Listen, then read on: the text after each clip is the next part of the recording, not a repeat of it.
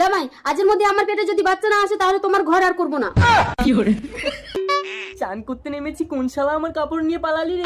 ল্যাংটো বাবা, আমি এত রকম ভাবে চেষ্টা করছি তবু আমার 2-4টে বাচ্চা হচ্ছে না কেন?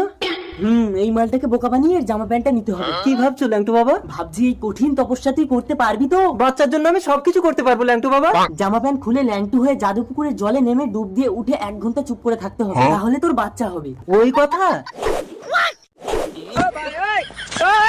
এবার আমি কেটে পড়ি।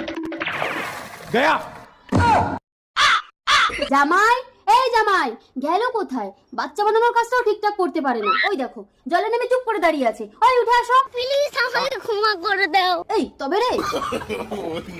সাপ, সাপ কামড়াবে, সাপ। এই আমার স্বামী জামা প্যান্ট তুমি পরেছো কেন? তার মানে তো ওটা সাপ ছিল না। তা তুমি সাউরি হয়ে জামাইয়ের গায়ের পাশে যাও কেন? আরে ওটা আমার স্বামী, ওর নাম জামাই। এই ওঠো। আরে কেন না, পুরো ফাঁকা।